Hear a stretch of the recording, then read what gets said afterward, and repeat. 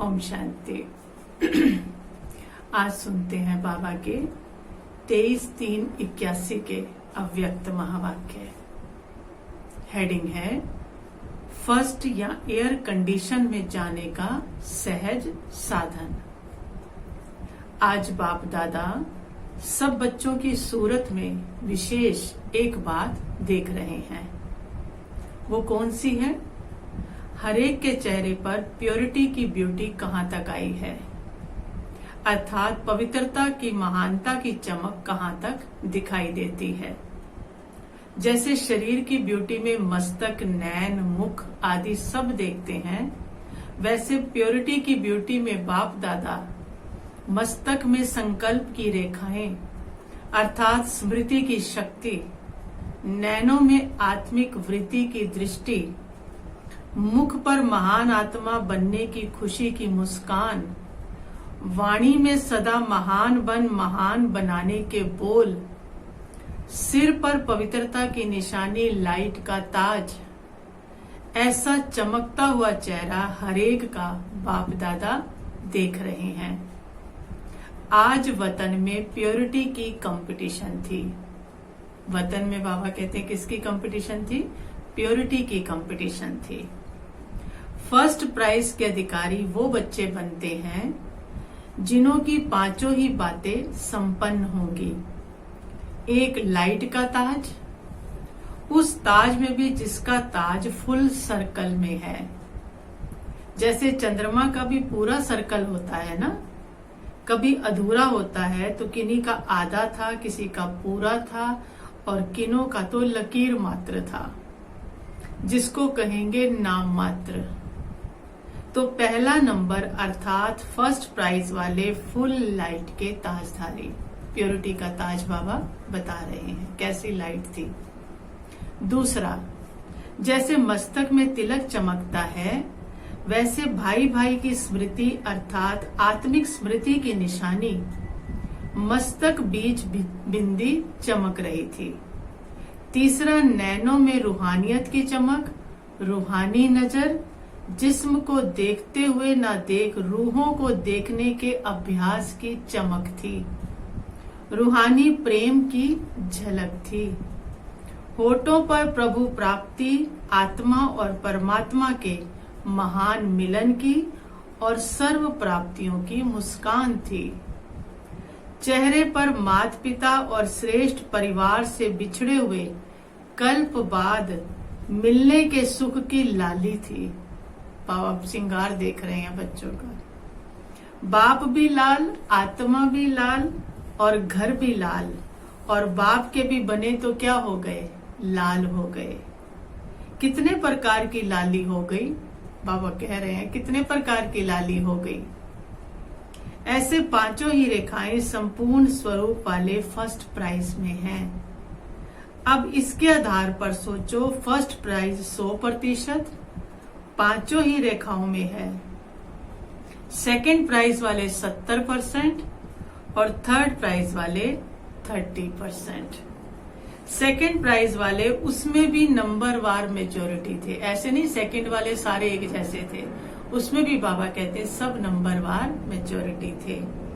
First और third में कम थे, 30 से 50 के अंदर मेजोरिटी थे।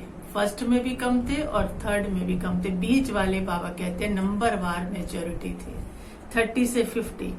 कहेंगे उनको भी सेकंड, लेकिन पीछे फर्स्ट क्लास वालों में भी दो प्रकार के थे। फर्स्ट में भी दो वैरायटी थी प्योरिटी की। एक, जन्म से ही प्योरिटी की ब्यूटी की पांचों ही निशानियां जन्म सिद्ध अधिकार के रूप में प्राप्त किए हुए थे। उनका अधिकार पांचों ही बातों पे जन्म सिद्ध शुरू से था, बचपन से था। प्राप्त करना नहीं पड़ा, लेकिन प्राप्त किए हुए थे। उन्हों के चेहरे पर अपवित्रता की नॉलेज की रेखाएं नहीं है। निजी संस्कार नेचुरल लाइफ है। पवित्रता क्या बन गई? निजी संस्कार लगता है, नेचुरल लाइफ में है। उन्हों के चेहरे पर कोई ऐसी रेखा नहीं, संस्कार परिवर्तन करने की मेहनत नहीं।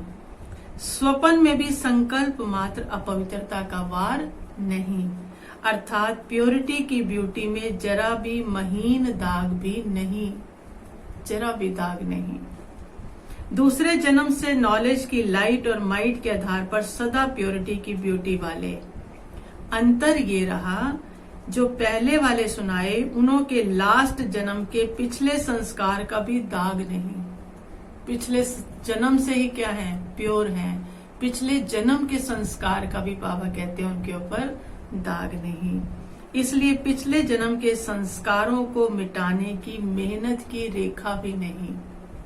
नॉलेज है कि पिछले जन्म का बोझ आत्मा पर है, लेकिन 84वें जन्म के पास्ट का ड्रामा अनुसार अपवित्रता के संकल्प का अनुभव नहीं।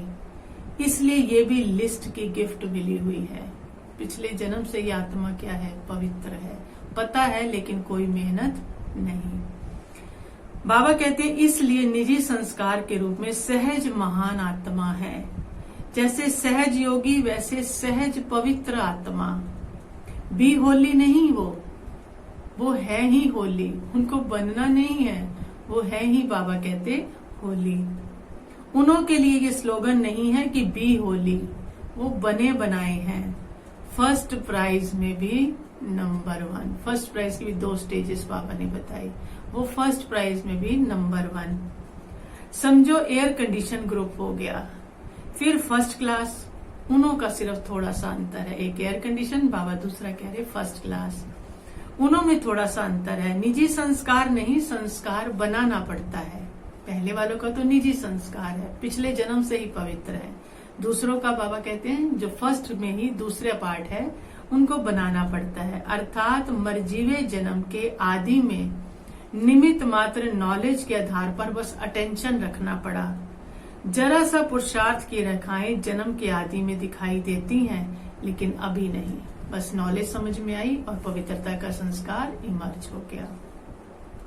पहले आदि काल की बात है, एयर कंडीशन अर्थात बना बनाया था, और फर्स्ट क्लास वालों ने आदि में स्वयं को बनाया, शुरू से ही स्वयं को पवित्र बनाया। और उनका क्या था, पहले से ही बना बनाया था। उसमें भी पुरुषार्थ सहज किया है। सहज पुरुषार्थ, तीव्र पुरुषार्थ, समर्थ पुरुषार्थ, लेकिन फिर भी पुरुषार्थ की रेखा है। ये प्योरिटी की बात चल रही है। प्योरिटी की सब्जेक्ट में वो बने बनाए और वो पुरुषार्थ की रेखा वाले हैं। फर्स्ट में 2 बाबा बता रहे, एक बाबा कहते हैं बने बनाए हैं और दूसरे उनमें थोड़ी सी पुरुषार्थ की रेखा है। सिर्फ प्योरिटी की बाबा कहते हैं बात कर रहे हैं और किसी की नहीं कर रहे। बाकी टोटल सब सब्जेक्ट की बात अलग है, बाकी सब्जेक्ट के सबके नंबर अलग अलग हैं। ये बाबा सिर्फ प्योरिटी की कंपटीशन हो रही है। ये एक सब्जेक्ट की बात है, वो 8 रत्नों की माला और वो 100 में पहले नंबर। थर्ड क्लास वाले तो सत्यु की पहली नामी ग्रामी प्रजा है, जो रॉयल फैमिली के संबंध में सदा रहेंगी। अंदर की प्रजा होगी, बाहर की नहीं। अंदर वाले कनेक्शन में बहुत नजदीक होंगे, लेकिन मर्तबे में पीछे होंगे। रहेंगे कृष्ण के पास, लेकिन जो पद होगा वो बहुत नीचे होगा। लक्ष्य तो एयर कंडीशन का है ना। फर्स्ट क्लास के अंतर में सेकंड क्लास को तो समझ ही गए होंगे। सेकंड क्लास में फर्स्ट व एयर कंडीशन में जाने का बहुत सहज साधन है, सिर्फ एक संकल्प का साधन है। जो सेकंड क्लास वाले हैं वो भी फर्स्ट में जा सकते हैं। बाबा कहते सिर्फ एक संकल्प का अंतर है। बाबा कहते वह एक संकल्प है, मैं हूं ही ओरिजिनल पवित्र आत्मा। कौन सा संकल्प गहरे उतार लेना है कि मैं हूं ही ओरिजिनल पवित्र आत्मा। ओरिजिनल स्वरूप अपवित्र तो नहीं था। बाबा कहते अनादि और आदि दोनों काल का ओरिजिनल स्वरूप पवित्र था। अपवित्रता तो आर्टिफिशियल है, रियल नहीं है। हम ब्राह्मणों की क्या है, सब आत्माओं की पवित्रता तो ओरिजिनल है। बाबा कहते आर्टिफिशियल नहीं है, शूद्रों की देन है अपवित्रता। तो शूद्रों की चीज ब्राह्मण कैसे यूज कर सकते हैं। सिर्फ ये एक संकल्प रखो, अनादि आदि रियल रूप में पवित्र आत्मा हूँ। अनादि आदि रियल रूप में पवित्र आत्मा हूँ। किसी को भी देखो तो उसका भी अनादि आदि रियल रूप ही देखो। स्वयं का भी और औरों का भी रियल को रियलाइज करो। बाबा कहते हैं रियल को रियलाइज करो। लाल चश्मा लगाओ, स्मृति का चश्मा।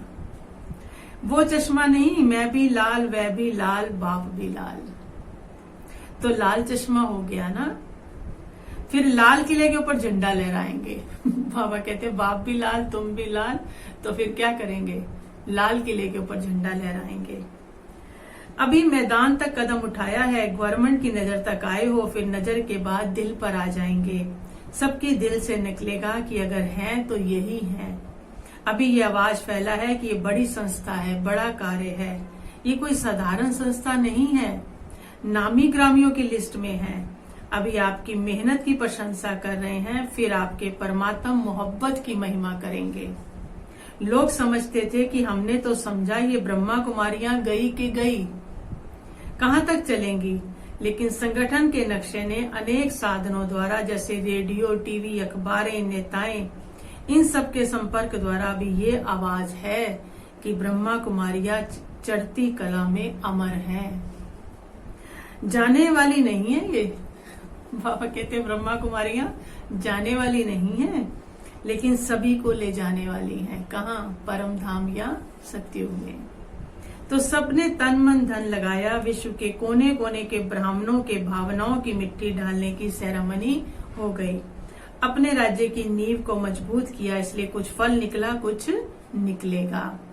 सब फल इकट्ठा नहीं निकलता, उलानों से बच गए। संदेश तो दे दिया ना, कोई चले नहीं चले, वो जब बीज निकलना होगा, बीज से निकलना होगा, अंकुर फूटेगा। लेकिन बाबा कहते कोई उलाना तो नहीं देगा ना। अब कोई उलाना नहीं दे सकेगा कि बाहर की स्टेज पर कहाँ आते हो, लाल किले तक पहुंच गए तो उलाना समाप्त हुआ ना। अपनी कमजोरी रही, आपका उलाना नहीं रहा, इसलिए सफलता मूर्त है और सदा रहेंगे। वो कमजोरी की वजह से नहीं चल पा रहे, वो उनकी परेशानी है। लेकिन बाबा कहते तुम बच्चों को कोई उलाना नहीं रहेगा। यूनिटी की खुशबू, उमंग, उत्साह और इन्वेंशन की खुशबू चारों ओर अच्छी फैलाई, बाप दादा के वतन तक पहुंची। अब सिर्फ एक खुशबू रह गई है, कौन सी? भगवान के बच्चे हैं, ये खुशबू रह गई है। महान आत्माएं हैं, यहाँ तक पहुंचे हो। आत्मिक बम लगा है, लेकिन परमात्म बम अभी नहीं लगा है। बाप आया है, बाप के ये बच्चे व साथी हैं। अब ये लास्ट झंडा लहराना है। भाषणों द्वारा, झांकियों में, माइक द्वारा तो संदेश दिया, लेकिन अब सबके हृदय तक संदेश पहुंच जाए, दिल तक। बाबा कहते सबके संदेश पहुंच जाए। जैसे देवताओं के संस्कारों में अपवित्रता की अविद्या है, वही ओरिजिनल संस्कार बनाओ तो विश्व के आगे प्योरिटी की ब्यूटी का रूहानी आकर्षण स्वरूप हो जाएगा। समझा? बाबा कहते हैं आज क्या कंपटीशन थी? बाबा कहते समझे क्या कंपटीशन थी आज वतन में? प्योरिटी की कंपटीशन थी। फिर बाबा कहते एक एक स्टार अपनी दुनिया बनाएगा। बाबा का एक एक बच्चा क्या है? स्टार है। ये चेतन सितारों की दुनिया है, इसलिए साइंस वाले आपके यादगार सितारों में दुनिया ढूंढ रहे हैं। अभी उन्हों को अपनी दुनिया में ले आओ। बेचारे जड़ चित्रों में दुनिया ढूंढ रहे हैं। बाबा कहते हैं उनको अपनी दुनिया में ले आओ तो मेहनत से बच जाएंगे। उन्हों को अनुभव कराओ कि सितारों की दुनिया कौन सी है। चेतन सितारों की होती है, आत्माओं की। वो दुनिया में कुछ नहीं है। तो बाबा कहते हैं उनको ये अनुभव कराओ। फिर बाबा कहते हैं हर एक अपने को कोटों में कोई और कोई में भी कोई ऐसी श्रेष्ठ आत्मा समझते हो। सेवा की लॉटरी मिलना ये भी एक भाग्य की लकीर है। ये सेवा नहीं है, लेकिन प्रत्यक्ष मेवा है। एक होता है ताजा फ्रूट और एक होता है सूखा फ्रूट। ये कौन सा फल है? ये प्रत्यक्ष भाग्य की बात है। अभी अभी करो, अभी अभी खाओ। भविष्य में जमा होता ही है, लेकिन भविष्य से भी पहले प्रत्यक्ष फल होता है। सेवा का फल तभी मिलता है, उसी समय मिलता है। वायुमंडल के सहयोग की छत्र छाया कितना सहज और श्रेष्ठ बनाती है। साथ साथ पुरानी दुनिया के आवाज और नजर से दूर हो जाते हो। सेवा करते हो तो पुरानी दुनिया से भी दूर हो जाते हो। नौकरी की बजाय यज्ञ सेवा, घर की सेवा हो जाती है। नौकरी तो छुट्टी लेके आते हैं ना, तो बाबा कहते हैं जैसे घर की सेवा हो जाती है। नौकरी की टोकरी भी तो उतर जाती है। कोई बिजनेस से छुट्टी लेके आता है, कोई नौकरी से, तो बाबा कहते हैं नौकरी की टोकरी भी उतर जाती है। सेवा का ताज धारण हो जाता है। बाबा कहते नौकरी की टोकरी तो मजबूरी से उठा रहे हो, दिल से नहीं। डायरेक्शन है तो कर रहे हो, क्योंकि रोजी रोटी के लिए करना है ना। बाबा कहते कोई जिसको आधार नहीं है उसको करनी है, तो बाबा कहते डायरेक्शन है बाबा का जिस जिसको, तो कर रहे हैं। तो इस सेवा से कितने फायदे हो जाते हैं, संग कितना श्रेष्ठ मिल जाता है, सागर का कंठा और सदा ज्ञान की चर्चा, बाप और सेवा के सिवाय और कुछ भी नहीं। बना बनाया भाग्य हथेली पर आ जाता है। बाबा कहते बना बनाया भाग्य हथेली पर आ जाता है।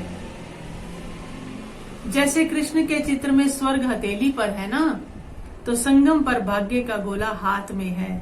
तो कितने बाबा कहते भाग्यवान हो। ये सेवा अभी साधारण बात लगती है, लेकिन ये साधारण नहीं है, ये वंडरफुल लकीर है।